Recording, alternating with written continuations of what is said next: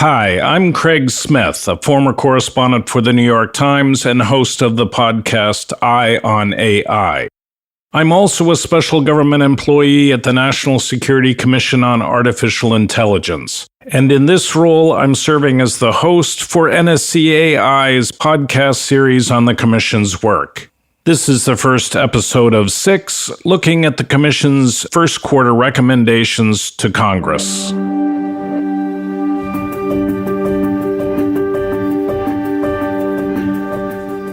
In the 2019 National Defense Authorization Act, the Congress established the National Security Commission on AI to consider the methods and means necessary to integrate artificial intelligence into the national security and defense needs of the United States.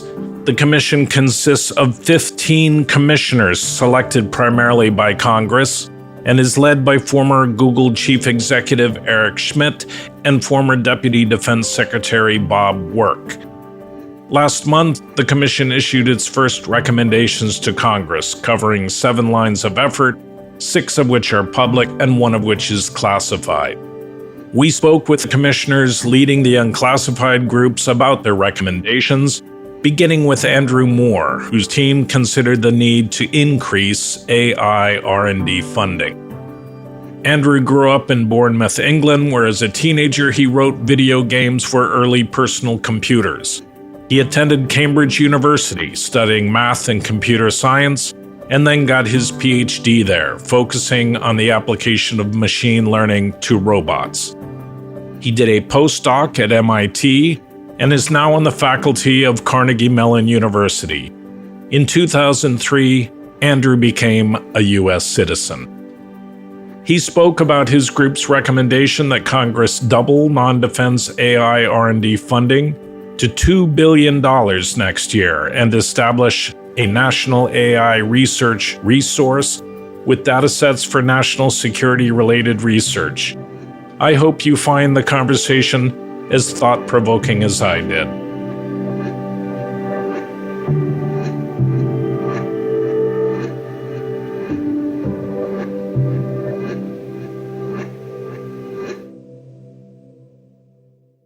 Andrew, I wanted to start by talking about your recent work at Google and how you came to the Commission before discussing these first recommendations that you're making to Congress. Can you tell us about your work at Google?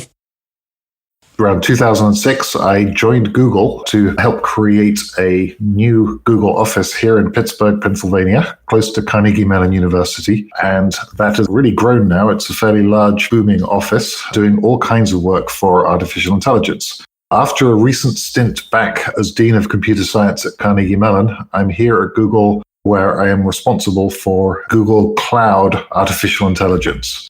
And this is the part of Google AI which is responsible for packaging up our artificial intelligences, things in computer vision and speech and natural language, understanding, decision-making, all those things, packaging them up so that other companies in the public sector are able to use those technologies. Yeah, wonderful. So people can access them through an API to the cloud?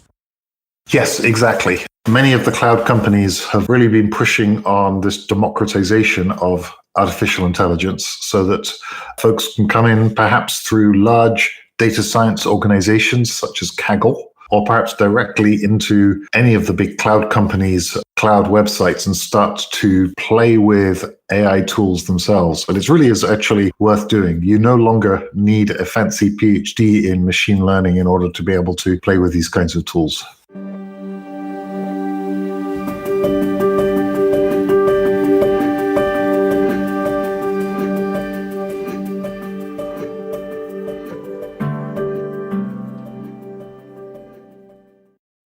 In the recommendations that you've made to Congress, that the Commission has made to Congress, in your line of inquiry in particular, you talk about focusing on non-defense AI R&D at the National Science Foundation, Department of Energy, and other agencies. And I wanted to ask, why is that research environment, the non-defense research environment, considered a national security issue? So both the defense research and the non-defense research are absolutely essential.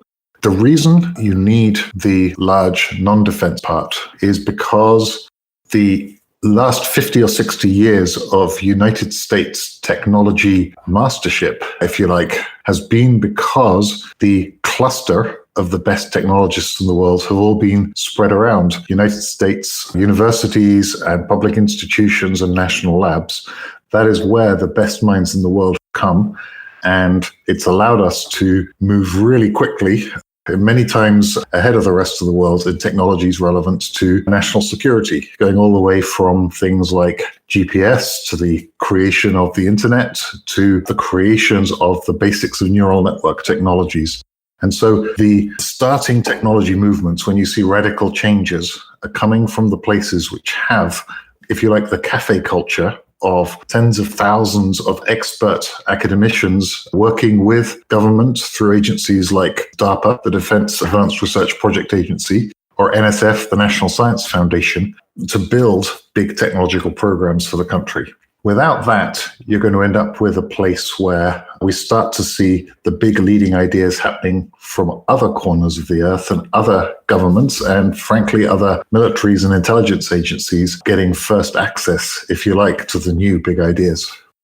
Yeah, the recommendations mention National Science Foundation and Department of Energy in particular. But what you're describing includes non-governmental research institutes, research universities like Carnegie Mellon. Is part of the effort to bring them into the tent as well? Yes. What's so important, and many of my fellow commissioners, people like Eric Horowitz from Microsoft and Eric Schmidt from Google and Steve Chen from NASA, we've all experienced the growth of big new ideas where something which seemed just like science fiction, like a computer recognizing you when you walk into a room, or not only being able to understand your speech, but guess what your next question is going to be.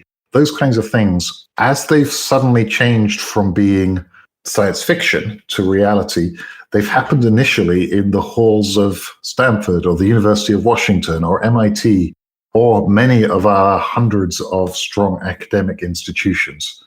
And that's because that's the place where you get these amazingly creative folks who are really all fighting to be world leaders in their academic disciplines. And surrounding each of these really creative faculty members are gangs of PhD students, graduate students, postdocs, who themselves, their entire job there is to think of world-changing ideas. Some people refer to this as the seed corn of technological innovation. This is the place where the folks who are one day going to be in leadership positions in a national lab or in the services or in NSA or anywhere else like this. This is the place where they will be growing up and learning their craft. The recommendations, not your section, but the recommendations begin with a specific and very ominous mention of swarm technology.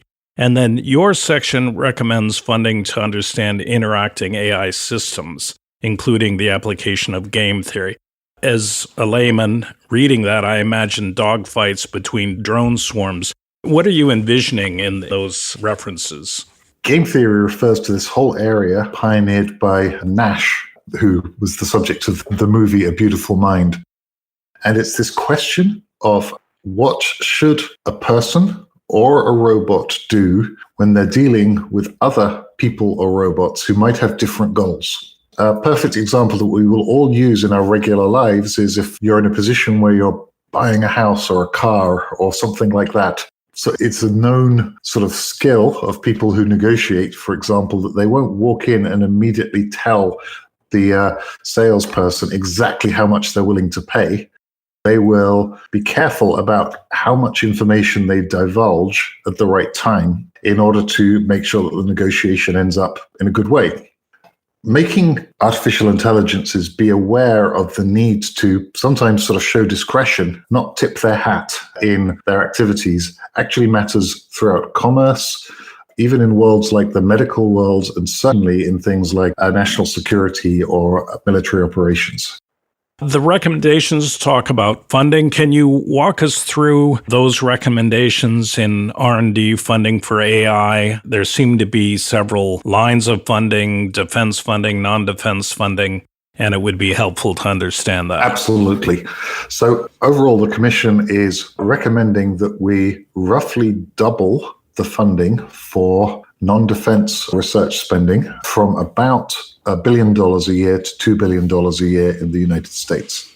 And the things that this will enable us to do is make sure that we've got the first mover technology in all the sub areas of artificial intelligence, ranging from things like understanding what is seen on a video screen through to planning the movements of tens of thousands or sometimes millions of different objects in a large operation, through to areas like anti-cancer technologies or indeed general pandemic management systems. So these are the kinds of things we want to see this investment used for, so that we've increased the number of people in the United States, especially US citizens, who are getting trained up with skills to be in the AI workforce. If you don't mind, I'd love to give you a verbal picture of how we are recommending we split up this investment. Absolutely, yeah, please. So it's kind of fascinating. I've always enjoyed being in the United States to do research, because I personally believe it is by far the best execution engine for really making sure that the most brilliant ideas get a chance to prove themselves. And one of the agencies which has got a track record over and over again of funding work which has turned into multi-billion and multi-tens of billion-dollar industries is the National Science Foundation. So there's many different parts of National Science Foundation and how it works with artificial intelligence.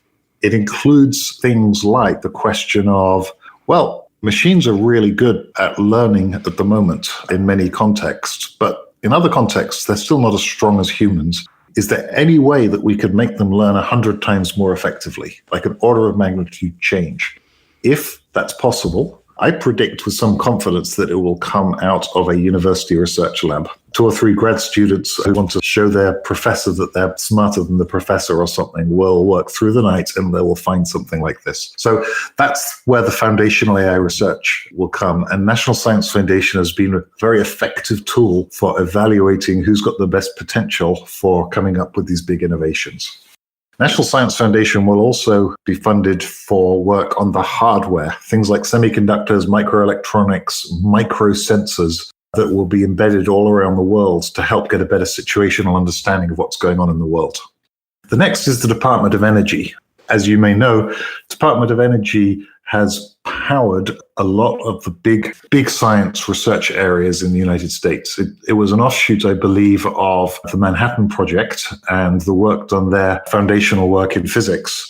But since then, it has expanded to looking for the new ways that massive supercomputation can help in much more than simply nuclear warfare simulations, but has moved into things like cancer biology, weather modeling, and huge simulations of massive cities or even countries and how they operate so that people can play what-if games. The other places which are hotbeds of very revolutionary artificial intelligence are the National Institutes of Health, where many of the fundamental computer science ideas can have an immediate payoff from the kinds of discoveries they make. And recently, a classic example of this is all the work that's gone into accelerating genomics and understanding very rapidly what the function is of a new organism, or identifying what part of a problem protein might be targeted by a particular kind of drug. All of these things, we currently have armies of hundreds of thousands of scientists trying out all kinds of experiments. And if you combine those hundreds of thousands of scientists with the power of massive artificial intelligence modeling, prediction, and intelligence-guided experimentation, we've already seen over the last decade that you can get a multiplying effect on the power of these kinds of scientists. NIST, the National Standards Technology, is actually going to be extremely important as we wrestle with societal questions about how we would like to see artificial intelligences behave. For example, NIST is the classic organization which can help us figure out how should we validate whether an autonomous vehicle is safer than a human driver, and do it in a way which is transparent so that the whole population can have a chance to understand the care that's being put into testing these things, validating them, and being transparent about the underlying assumptions they're making. NASA is another important agency which I personally would count as the absolute number one institution on the planet for autonomy, because deep space probes and satellites which are operating for medium to long periods of time need to be able to take care of themselves, make rapid decisions, often without any immediate help coming to it from Earth. And so there, as the science of making systems more able to make their own decisions grows, we expect to see NASA and some of the offshoots of their kind of programs being the ones that are most critical. Finally, we do need to invest in fellowship and scholarship programs. The United States has seen a significant decline in the number of US citizens who want to go into advanced research careers. And part of the reason for that is there is no funding for students. And so they quickly will turn to other areas, ones which are not necessarily so important for the public sector. And so there's going to be funding for fellowships and scholarships to help both students and early stage faculty establish themselves as worldwide AI experts.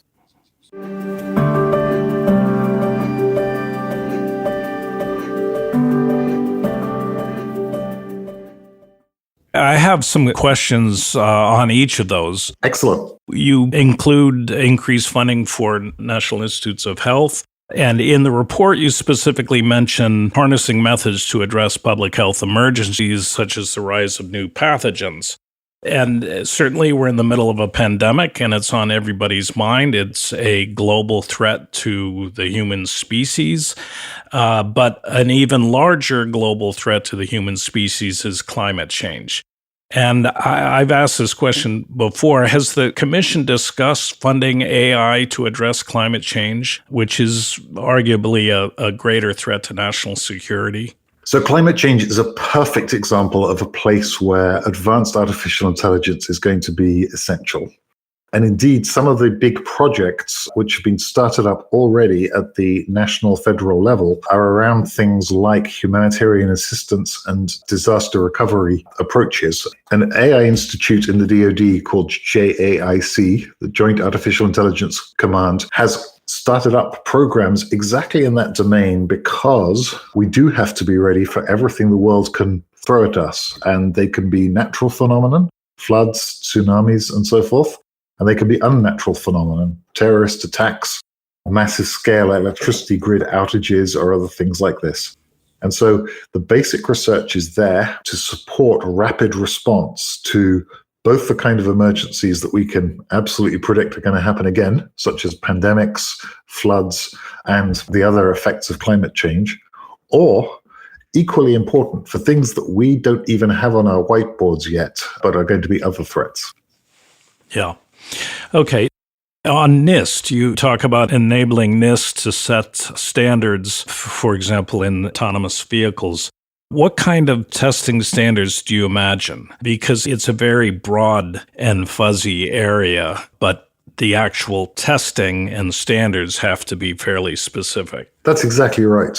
So, unfortunately, the question of is this system safer than another system? You'd think you can quickly test that, but it's very hard, and you actually need sophisticated expertise, of which the United States has, in my opinion, always been in the lead for coming up with useful ways to test. So I'll give an example. You might have a great autonomous system that you put into a bunch of vehicles, and they seem to test very well. But perhaps there's some tiny problem in there where suddenly perhaps 5 million cars in a fleet all have the same problem at the same time.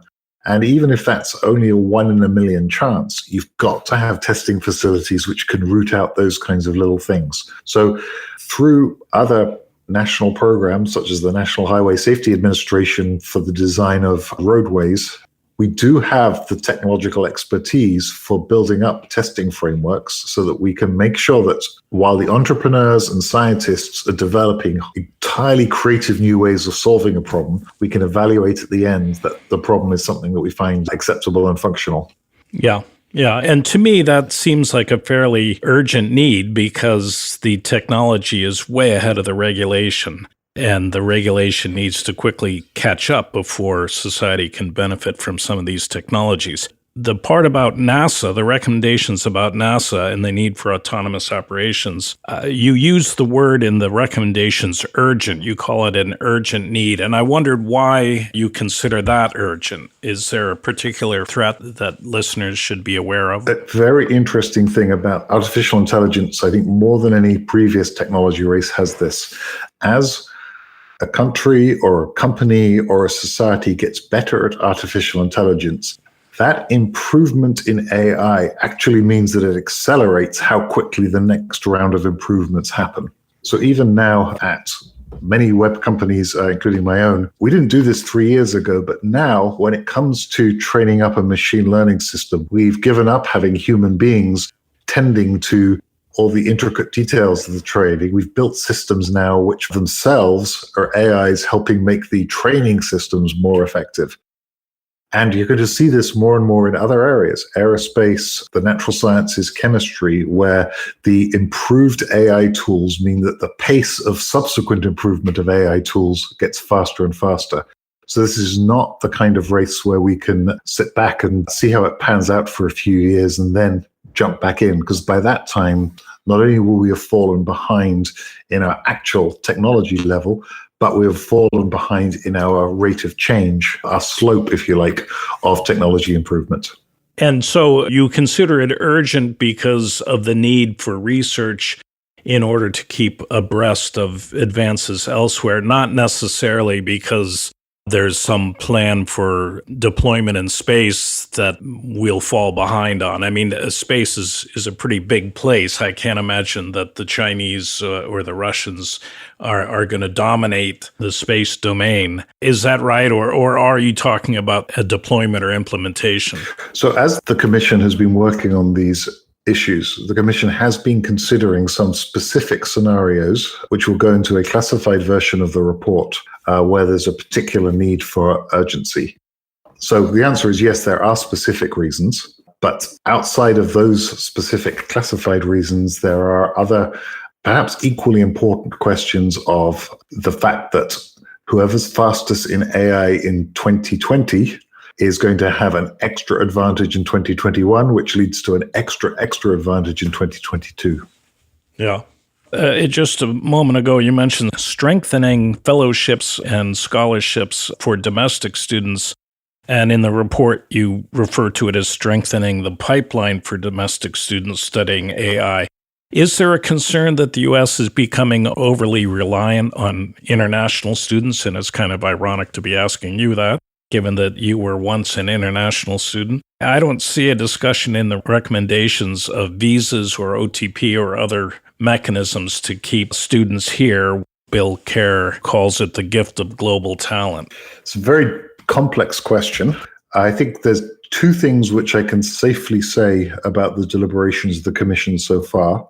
First, that we agree that it's absolutely essential that we grow the proportion of US citizens who are trained up in these technologies, who can go to work in an incredible number of really interesting federal defense, national security problems, which needs US citizen geniuses right now. Second thing we all agree on is that every time that a country in the past has tried to create a sort of technology fortress by not bringing in ideas from around the world, in the end, it's led to big problems for that country. So one of the reasons the United States has attained this level of huge technological advantage over the last half century is because it's become the beacon for the best minds all around the world to come and join in. So the Commission is clear that they don't want us to lose that beacon for advanced technology. But nonetheless, the Commission wants or recommends that we have a stronger domestic base so that we are less reliant on foreign talent. Yes, we need both. We need to make sure that we remain the world center of artificial intelligence, and we need to make sure that there is still a large proportion are domestic United States citizens. Yeah. And in your recommendations, you paint a pretty dark picture of current funding trends. What happens if Congress won't allocate the funds? And do you think that doubling non-defense R&D funding to $2 billion in the current environment is feasible?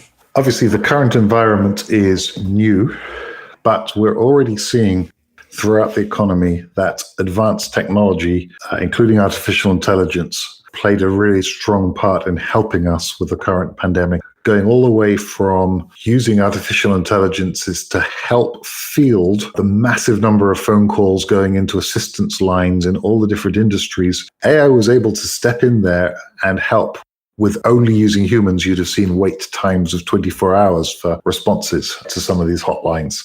Similarly, for understanding how to keep logistics and supply chains running, it has been pretty essential there. So I think the main position of the Commission here is that exactly in order to help us get through crises, both those predicted and those unpredicted, we need to invest in a technology base which gives us that kind of resilience and this extra tool in the United States national security apparatus tool belt of very advanced technology to see it through disaster scenarios.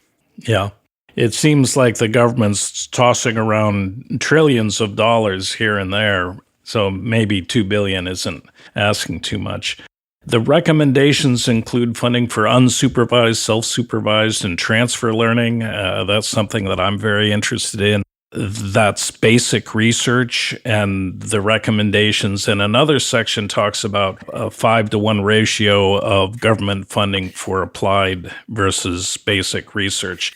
What do you regard as a healthier ratio, and are the recommendations intended to right that balance somewhat? Yes.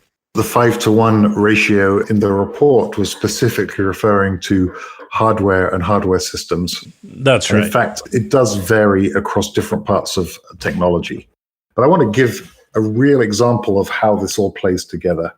Let's suppose, for instance, that we want as a country to, by 2028, have autonomous medical recovery helicopters based on electric helicopter motor technology, which is coming in.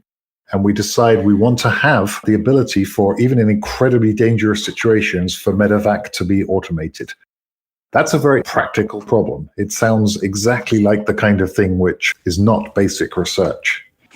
But at the moment, one of the biggest problems with trying to even envision doing that is you can have a helicopter which you train up using artificial intelligence on thousands of practice missions where it records everything that happens. Each mission, it gets a little bit better through the use of machine learning. But still, I can guarantee that once it's out there in the field, that helicopter will see a situation that no helicopter has seen before. Maybe it's due to a new kind of pollutant that's in the emergency scenario, which no one had foreseen. It turns out that one of the technologies you listed, transfer learning, is all about a autonomous system which has learnt how to do things in one way, recognizes that it's in a whole new situation, and it says, well, I'm going to have to relearn here on the spot how to control myself in this new situation. But I want to bring along the lessons that I learnt in my earlier stages of training so I don't have to relearn everything from scratch. So that's, I think, an example.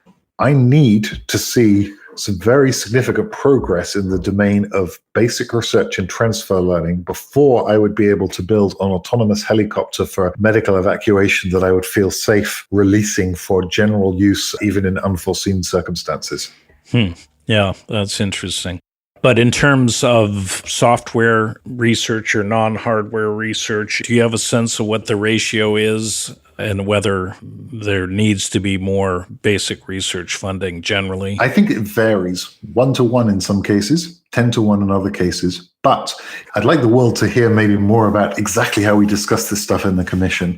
Because the big question is not about a laboratory where people are doing basic research in theory and then they sort of throw their results over a wall to applied people. The way that modern research is done, anywhere from a large pharmaceutical company to a big tech company like Amazon or Google, is that you have people who are doing the basic research and practicing on really hairy applied problems like the one I just described.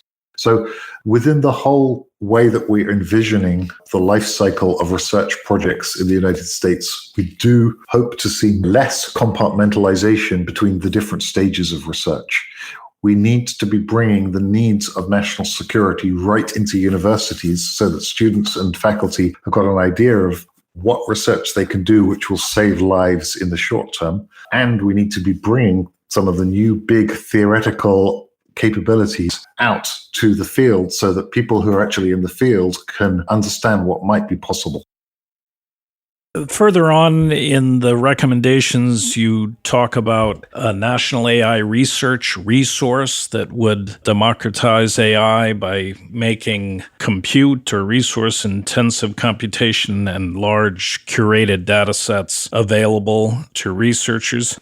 Can you talk about how that would work? Are you talking about a broker or a repository, a kind of a GitHub, or what exactly are you talking about? It's mainly about the distinction between what happens if you're in the public research world versus what would happen if you were in a large company right now, like a Facebook or a Pinterest or a Microsoft. These commercial researchers inside their companies usually have access to all kinds of important, useful data to test their big ideas on.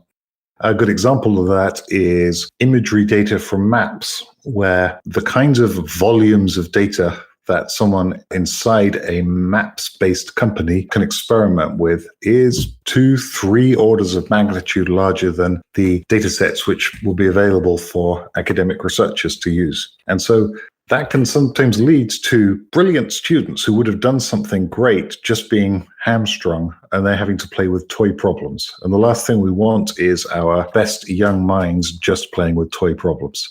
So this resource is a place where we can have things like exabyte levels of data around imagery, or the 100 petabyte kind of data stores that are needed for large-scale genomic analyses. So rather than every university or God forbid, every professor trying to build up their own local data store of data to practice their experiments on, we need to build something where the academic United States are able to share and experiment with data at this much larger level. That's interesting. So it would be a collection of databases managed by the government and accessible to the private sector and academia alike? Yes, these would have to be public data sets. So, for example, they would not have any private information about individuals. And indeed, part of the work needed to create these data sets is a huge area of artificial intelligence right now, which is data disclosure limitation, making sure that information which is available for researchers is something where you can't even in theory trace back the source of data to individual people. Yeah. But you're talking about physical databases, not a list of resources, not a clearinghouse where people can go and see what databases are where and then reach out to those institutions, companies, and request access. It would be a physical store of data. So I got two answers to that very good question. First one is no, and the second one is yes. So I'll begin with the yes. Yeah. Yes. From the point of view of the researcher, it is the ability to issue a query, say to a geodatabase. If you happen to be a forestry researcher, getting accurate visual data about which parts of the world's forests are burning currently in order to validate a new model, the answer is yes. You, the researcher, should worry about your research and the dynamics of fire spreading and not the data questions of trying to chase down links to lots of distributed data sets everywhere. The reason I also said no is that right now in computer science, everything is actually virtual.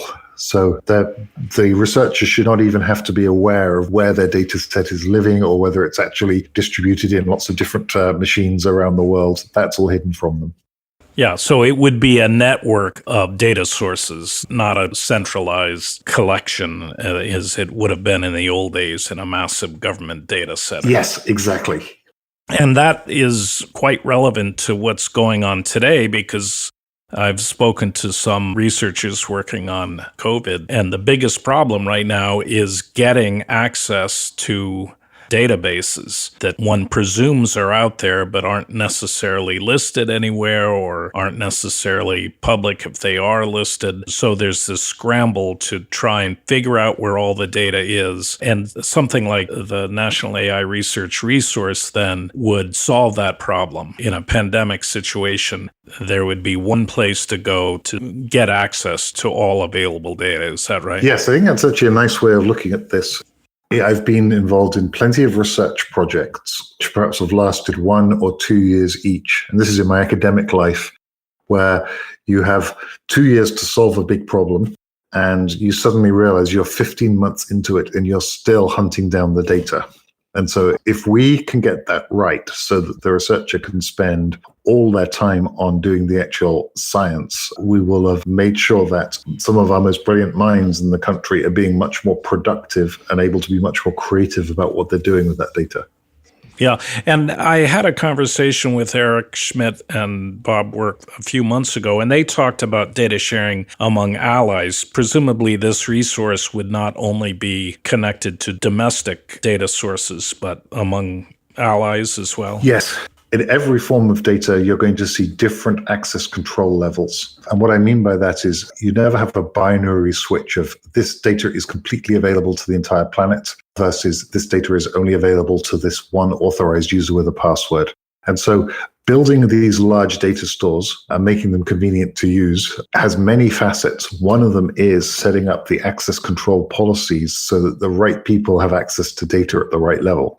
For example, if you're working on medical images, you must have had a certain amount of training to qualify to be allowed to access those medical images, because there are responsibilities for not, for instance, backfitting those medical images to figure out perhaps what the individual people were who were involved.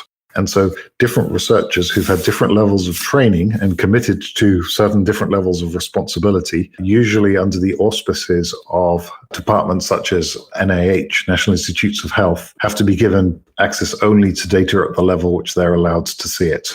And so as we talk about things like sharing with allies, I see that as part of this bigger picture of any data management system. An inevitable part of the design of that system is to make sure that people with the right level of authority can only access the data that they should.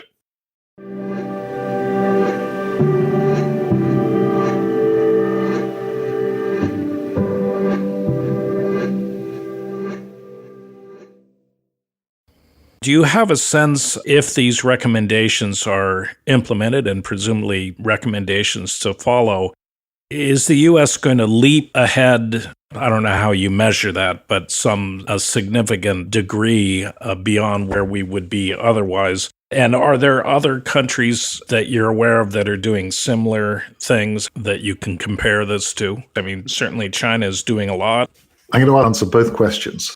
So there's a very interesting question of what do we get out of having this increased level of capability in the United States? And I'm going to give an example which really hit home for me, which I learned about recently, which is in the immediate wake of unemployment claims processing because of the COVID issues. There's been a huge spike, and many systems at state level and local level were completely overwhelmed and went down.